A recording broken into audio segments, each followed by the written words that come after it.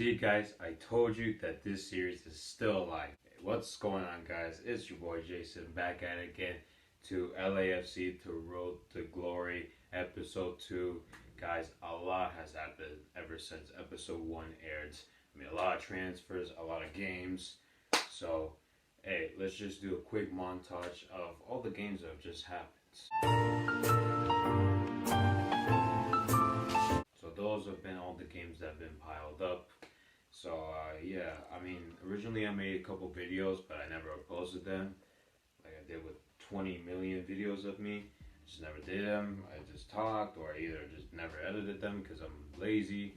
So hey, I'm making this one, episode 2, 3 months later. I think that's more than 3 months, but let's go ahead and talk about the real pieces of me in this video. One off-white Nike, white Yeezys that are actually dirty because I actually wear them. Yeezys, more Yeezys, more Yeezys, more Yeezys. So guys, we did it. We got to sign Squidward from SpongeBob SquarePants and Sid Phillips from Toy Story into our team. Is that actually his name, Sid Phillips?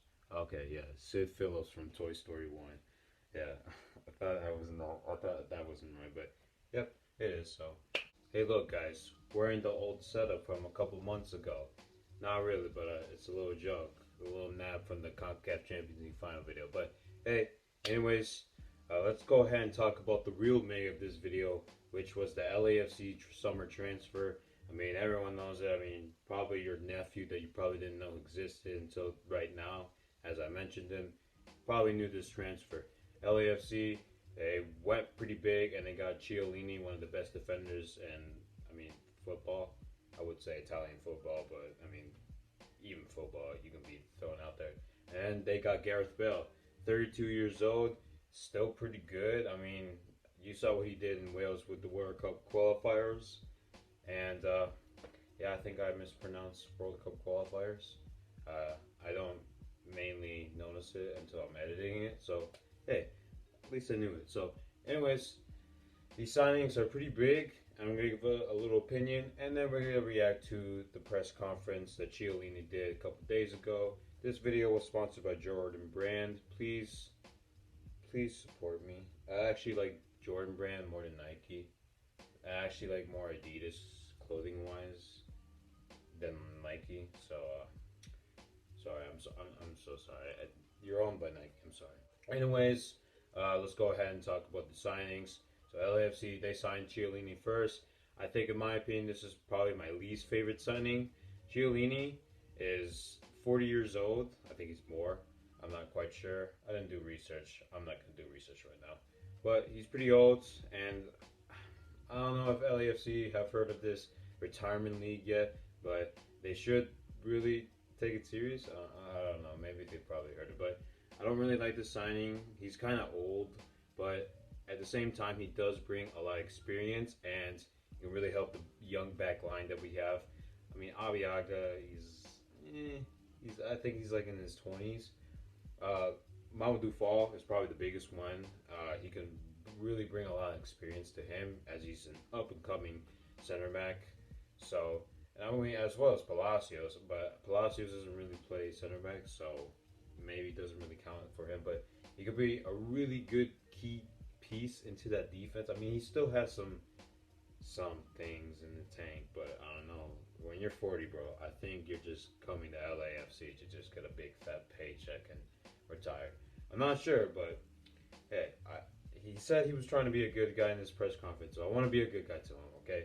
That's just a joke, okay? I don't actually mean it. So, anyways, the signing is my least favorite, but I could see where LAFC are coming from. They want a key figure, a key piece, a key master that can showcase and teach these young fullbacks, these young center backs like Mamadou Fall. So yeah, it's really big, and I really like this signing, but at the same time, not really. So yeah, another signing that we're going to talk about that I actually really liked was Gareth Bale. Now, Gareth Bale, listen, we're going to be talking about which Gareth Bale we're getting, okay? If we're getting the Real Madrid Gareth Bale with 0 minutes, it felt like 0 minutes. I don't even remember the time he actually played for Real Madrid this season, but yeah, Gareth Bale, he's joining the team. I actually do like this one. He's 32 years old. I mean, he falls into the category of what MLS were doing earlier this season. They were signing some 30-year-old top talents from Europe, like Shaqiri and Costa. So I really like this one. Uh, but I know we're not talking about Chiellini, but I'm pretty sure he joined because he heard Insigne was coming to Toronto. Man, that I don't know why the press conference just looked. I didn't look dead. I don't want to be mean. So, anyways, this signing I really like. He's 32 years old. Like I said, he's pretty young. If he is healthy and he's out, he is being an absolute monster, then it's alright. It's an experimental signing, so hopefully this works. And also, we got to re-sign Carlos Vela. I really like this signing. Carlos Vela, he hasn't been like the driving force this season. He's been kind of like leaned back. He isn't the 2019 self, but he is better than the 2020 and the 2021 himself. I think this one, he's more of an assist maker. He has really good eyesight and creates a lot of chances like he did in the FC Dallas game, which we're going to talk about later, and maybe the Vancouver game that I'm going to mention in this video. So, yeah, I really like this signing, and it really looked like Carlos Vela wasn't going to extend out after those two horrible seasons he had in 2020 and 2021. So the 2020s haven't been really nice in this decade. So maybe we can somehow, I think this goes through 2020, so hopefully we can maybe see 2019 Carlos Vela, but I don't know. After seeing this season, I mean, it looked like he was, especially when I talked about in the first episode, he scored a hat trick. But now, a couple months later, it doesn't look like he's really scoring a lot, but he is giving all assists, has good eyesight. I mean, we'll talk about the game, but yeah, he's been amazing, giving out assists, so yeah, I really like what he's been in this season. He's not the goal scoring and carrying LAFC in their back like 2019 him, but he is helping teams. So this LAFC team is pretty much a team effort this season. So I really like the signing too because it's a key figure for LAFC. I think it was our first signings. And I really like these signings because me personally, I thought this was going to be LAFC during their expansion season, just testing the waters and really getting some high-end talents, but we didn't really get that. I mean, sort of, we did get some high talents, like up-and-coming, like Andre Horta. You know how that went, but that really went well. But, hey, we got some big signings, and I've never really experienced this type of caliber signing from John Thornton and the LAFC board members. So, yeah, I really like these signings. It's something that I've personally never actually experienced. I mean, Carlos Vela, he is well known, but really mostly in CONCACAF. He isn't really a big, huge top talent player. So, yeah, Chiellini and Gareth Bale, really good signings. And I mean, I really love what John Thornton has done with the summer transfer. He really has tested the waters and flexed his muscles, what the LAFC board members can do. I mean, I really wasn't skeptical with John Thornton, especially with the 2020. Like earlier in the season, 2021 season, we got Marco Ferran and we got, I don't even know, the guy from RSL, what's his name? I already forgot. The signings earlier in 2021, they were kind of just terrible, and half of them are already gone. So I really like what John Thornton's did because missing the playoffs last season was absolutely terrible. We went from CONCACAF Champions League finalists to literally losing to a spot in the playoffs. So that really must have hurt. Me personally, it did. And that really must have hurt with John Thornton. So a lot, he has done a lot for this season. New coach, new signings, new re-signings. So I really like what John Thornton has really done this season. So let's go ahead and talk about Chiellini's press conference. Let's quickly run it down. I've pretty much talked too much, so this video is already getting too long, and I think if I kept going and if I just only did the Vancouver episode, this video would have just mainly be the signings, but I'm going to add the Vancouver one, so hopefully this video doesn't get boring. So anyways, Chiellini had his press conference, and listen, they live streamed it on YouTube, and I feel bad for the people who arrived early just to get nothingness for about half an hour. So anyways, half an hour of just music. I actually feel bad for the people who actually wait there. I'm actually waiting there for 35 minutes or 40 minutes just for, I mean, pretty decent music, I guess. So imagine waiting that. I feel bad, but you know what? You come this far just to see Cellini in LAFC, so go get yourself a cookie toast from McDonald's. Anyways, the press conference aired finally at about 2 hours of waiting for nothing. Buonasera, un saluto speciale alla stampa e pubblica italiana. Benvenuti alla nostra città e la MLS. Okay. I like the little Italian. Okay, Max Bretos, I gotta give it a hint. Okay, I respect it. Okay, it's not bad. It's not worse for Max Bretos. I mean, it's pretty easy. Like the pronunciation, kind of hear it because he does speak Spanish, and Italian and Spanish are Romance language, so it can be a little easier. But hey, I like this. I think it's okay. But normally, when like someone's speaking the top players' normal language, it just kind of seems really awkward. In my opinion, they just look like just trying to make them feel like they're just there, like they're supposed to be there, not allowed to be escaped, like they were forced to be in this conference. But this one, I really like it. It doesn't look too awkward. It doesn't look bad. So maybe it's just Max Bretos. I don't know. Okay, so I really like this one. This season, LAFC currently owns the best record in the league, and that feels like it's only going to keep getting better. I like that. I like that. Gotta have a little quick flex and hit the message of LAFC #1. You know, just a big flip off to the other MLS teams out there. Just LAFC #1.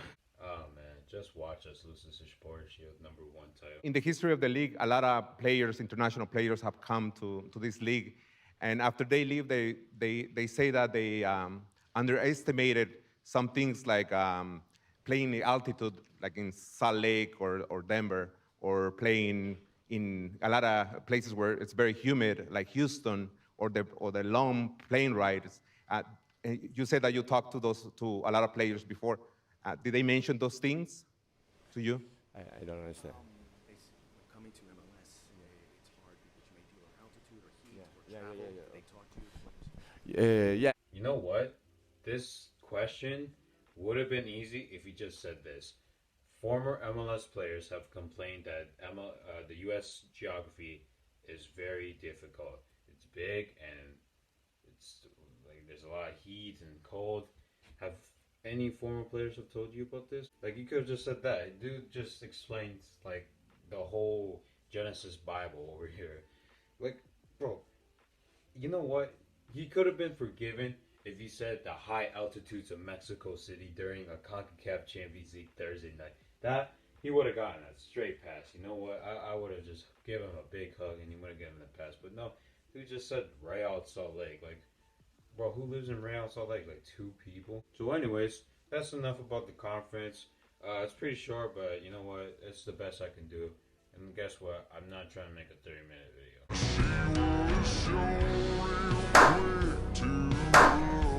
Anyways, let's quickly go ahead and talk about the Western Conference Classic matchup of LAFC against FC Dallas at the Bank of California Stadium during a Wednesday night. It's another one of those once a month Wednesday nights of MLS games. So anyways, let's talk about LAFC against FC Dallas. Now this game was majority of LAFC just dominating the game. And in the 23rd minutes, Danny Masovsky scores an absolute great goal from an absolute masterful run from Jose Cifuentes. Maybe I'm just saying that because I wouldn't say FC Dallas as well. I could say the whole league. There's just something wrong with MLS defense. Like, it's just not existent. It's like a character from Paper Mario. You can just fly through them like it's nothing. Like, it's just paper. Anyways, like I said, Masovsky scores in the 23rd minute. But after this, I felt like the only real danger from FC Dallas was after this first goal. And after their score, I think the threat just kind of ended. As they scored in 38 minutes, I didn't really find the fan of this goal. MLS was like retweeting it like it was a Cristiano Ronaldo or Gareth Bale free kick. See what I did there? I did Gareth Bale because he's about to play in LAFC. Yeah. But just like what I said, MLS, they were just hyping up that free kick on Instagram like it was a Cristiano Ronaldo free kick from the 2018 World Cup. But I mean, to be honest, I don't want to sound like a hater, but it really wasn't a great goal. I mean, Maxime Crepeau came off his line, and it was should have been an easy catch, but he was just thrown off by Marco Ferran's little fake run. So, hey, I mean, at least Ferreira scores after a quite long drought of goals. I mean, I think he's got his 10th goal of the season, so good for him. Anyways, I think that's when the threads of FC Dallas just kind of ended. I mean, there was some sprinkled around, but I think this game was just mostly dominated by LAFC. And after this, the front three just started lighting up. And in the 57th minute, Christian Arango scores. I mean, great run from Carlos Vela. I think Carlos Vela in this game was pretty good. His eyesight and creating chances in this game was pretty a chef's kiss from Ratatouille. I really like Carlos Vela's performance in this game. He made the assist in the Christian Arango goal and the Opoku goal from the 86 minutes. Opoku lighting it up, just an absolute rocket. I mean, NASA, just sign him up already, man. Come on, NASA, let's go. So, Opoku makes an absolute rocket, and it's 3-1. Ends like that. Christian Arango, like I said, with the goal, he could have had a second goal, but he made an absolute. Christian Arango is like hit or miss. He'll make them some wonderful goals, like he did with the last game against the Red Bull, and this game I would say. But then he could just miss some absolute stinkers, and his finishing could just be so terrible. It's like my finishing. I don't even play football sometimes. I'm not like a professional. I got like dad fat, okay? I don't play anything. So his finishing was just terrible. And it's like him from Seattle. The LAFC against Seattle game was quite boring. And it was just, the whole game was just LAFC trying to find finishing, but they couldn't because they're terrible. And Arango, he's hit or miss. That 87th minute miss, though, was just kind of embarrassing. But anyways, and it's like that. If it would have been the loss, it would have been quite disastrous for Christian Arango. But hey, it's a 3-1 win. I already forgot about it, so let's forget about it. So anyways, LAFC, they win. And yeah, it's a 3-1 win. And LAFC, it's just another day. A new day, another victory.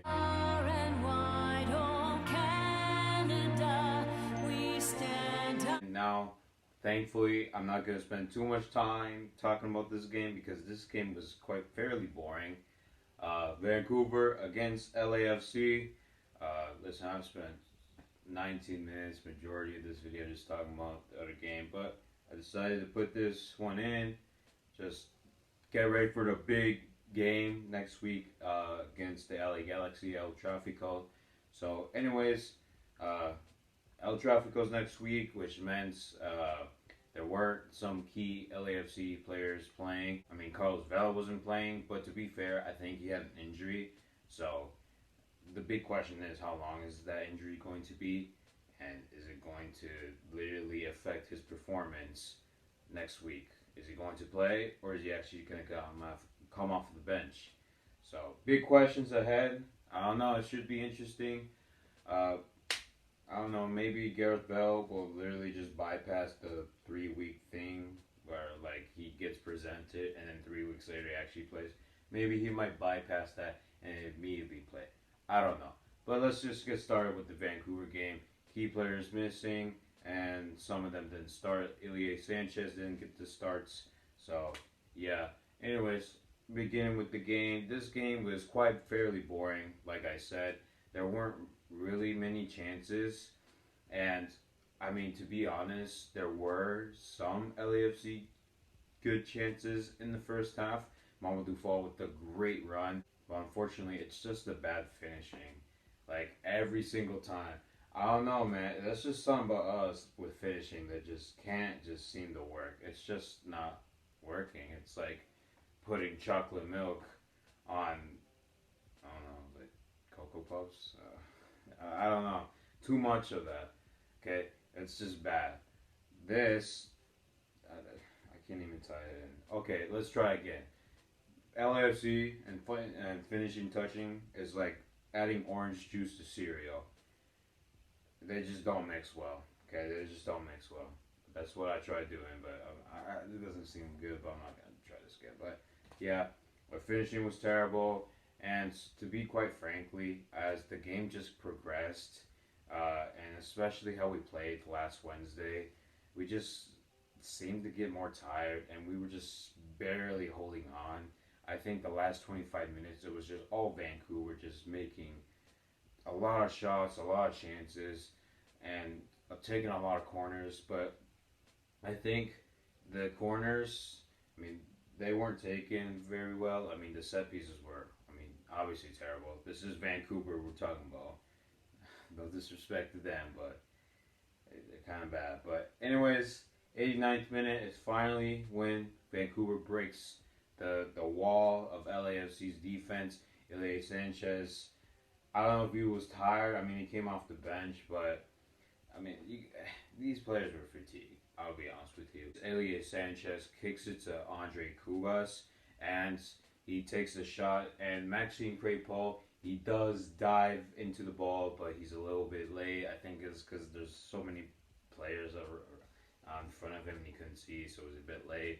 And they score, and that was the final score, 1-0. Yes, it's our fourth loss. I don't like that, and maybe next week we're about to literally have a fifth loss. Come on, man, I'm not happy right now. This is disappointing. Road to glory. Now I'm about to switch it up to world to a nightmare. I don't know. So yeah, I mean, this game showed that the front wasn't good, but our defense was pretty solid. I really like how our defense went. Just blocking the chances from their corner kicks. Or was just a terrible set piece. But it also disconnected the connections that Vancouver tried to make. And when they didn't, Maxime Crepeau came to be the villain because he used to play for Vancouver. You guys don't remember. He came to be the villain. It was former hometown, and he just made a lot of saves and just denied so many chances of Vancouver. So, yeah, really proud of the defense, and I'm really proud of Maxime Crepeau. Probably one of his best games, but unfortunately he lost. The team lost as well. So, yeah, that's about it for this game, and that's gonna be it for this video, guys. Please like and subscribe. Okay, I can't phrase it anymore. I don't know. Just please like and subscribe. We're gonna be trying to hit 500 subscribers before August. Okay, before August, we have a whole month. We just need 10 subscribers, guys. Okay, it's going slow, but you know what they say: slow and steady wins the race. So, anyways, guys, that's gonna be it for this video. Like and subscribe, and I'll see you guys next time.